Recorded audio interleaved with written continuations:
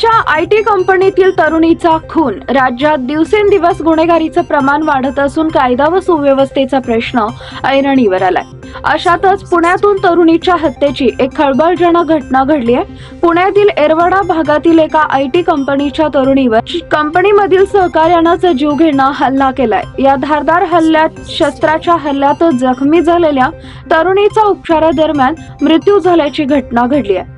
पुण्यात येरवडा भागात असणाऱ्या आयटी कंपनीतील महिला कर्मचाऱ्याचा जीवघेणा हल्ल्यात मृत्यू झाल्याची घटना घडली आहे.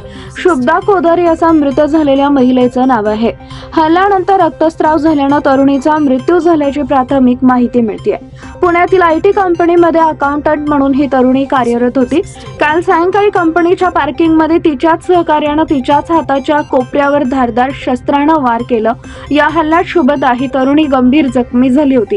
त्यानंतर तिला जवळच्या रुग्णालयात दाखल करण्यात आलं, मात्र उपचारादरम्यान तिचा मृत्यू झाला.